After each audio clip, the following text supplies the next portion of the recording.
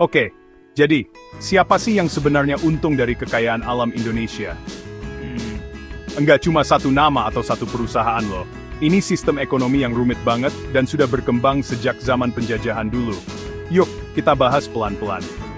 Pertama, ada konglomerat nasional.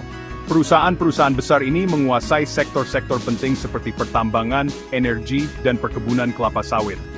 Contohnya, Sinarmas Group yang bergerak di bidang kertas, kelapa sawit, dan energi. Astra International yang fokus di pertambangan. Adaro Energy dan Bumi Resource di bidang batubara. Terus ada juga Wilmar Group dan Musim Mas di perkebunan kelapa sawit. Mereka ngambil sumber daya alam ini dalam skala besar secara legal pakai izin resmi. Selanjutnya, ada perusahaan asing. Perusahaan multinasional juga punya peran besar dalam eksploitasi sumber daya alam Indonesia. Freeport-McMoRan misalnya, perusahaan raksasa di pertambangan tembaga dan emas di Papua.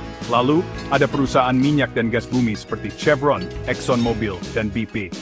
Sementara itu, perusahaan seperti Vale Indonesia fokus di nikel dan logam berat. Meskipun ada beberapa kesepakatan dengan pemerintah soal saham, modal asing masih mendominasi ekstraksi sumber daya alam sejak zaman penjajahan. Terakhir, kita bahas tentang elit politik bisnis, atau oligarki. Mereka ini orang-orang di belakang layar yang punya koneksi politik kuat. Kita bicara tentang mantan pejabat, politisi yang sekarang memimpin perusahaan, dan pengusaha yang mengatur segalanya dari balik layar. Mereka mengendalikan izin pertambangan, hak perkebunan, dan pengelolaan hutan lewat jaringan patronas dan peraturan yang lemah, memastikan mereka dapat bagian besar dari kekayaan alam Indonesia. Jadi, siapa yang paling untung? Intinya, sistem ini dikuasai oleh konglomerat nasional, perusahaan multinasional, dan oligarki politik ekonomi, yang semuanya menikmati kekayaan alam Indonesia.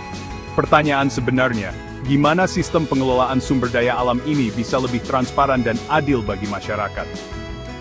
Kalau kalian mau, saya bisa sebutin nama-nama konglomerat dan perusahaan yang menguasai sektor-sektor seperti pertambangan, minyak dan gas bumi, perkebunan, dan kehutanan.